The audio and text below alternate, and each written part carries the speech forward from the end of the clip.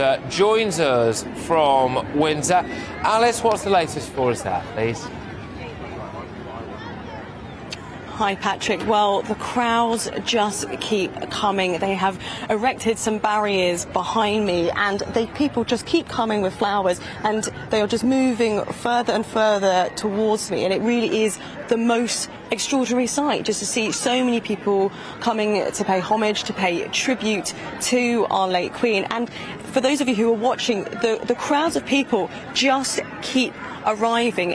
I've been here for a number of hours. In fact, we're just going to get a little bit closer. You can see some of the lovely messages that people have written. It really is people of all ages. We've got some lovely kids who are coming up now and putting some flowers down. This is something that families are very much doing together. You know, it's a Sunday and families have all come together to put some flowers down, put a card, a little message, just to give some thanks to our late Queen. And it really is quite an amazing sight. And actually the atmosphere is, yes, I think a bit earlier when we had the proclamation in Windsor earlier today at midday, it was a little bit more sombre, but actually right now it feels quite jovial. It feels like we've got families kind of coming together who are trying to have a moment as a family to remember the Queen. And we've got a mother and daughter who are here to have a little chat with me. Thank you so much for allowing us to have a bit of a chat. Just tell me, why did you both want to come down today and pay your respects?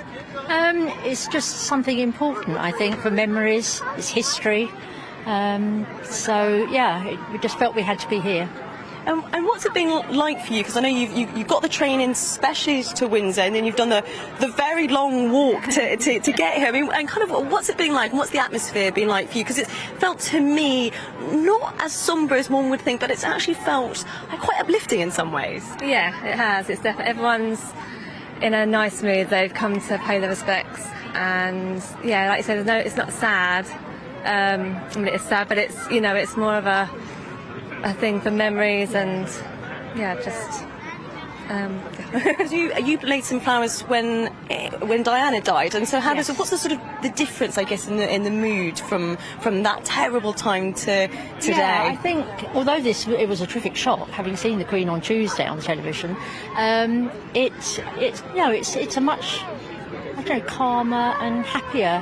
Well, it's not happy, but you know, it's just it's sad, but life goes on, doesn't it? So. And what flowers did you bring? Because I've been really intrigued to see what flowers. I mean, the choice of flowers and the choice of gifts that people have put down have been beautiful. I was saying earlier, I've been really surprised that there's been so many beautiful sunflowers that have just sort of really stood out. What did you bring?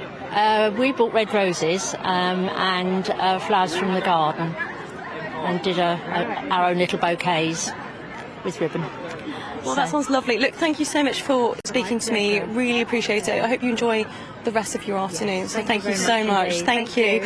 Well, it's just two of the people who have joined the thousands and thousands of people who have all come to Windsor today. Some people who are local, but some people who've come further afield, because as you were saying there earlier, Patrick, Windsor was something that was a place that was very important to the Queen. I remember doing a tour of Windsor Castle about a year ago, actually, and they said to me that Buckingham Palace was very much the office, but Windsor was very much the home for the Queen, and therefore for many people it's sort of right and proper and respectful that they pay tribute to her here.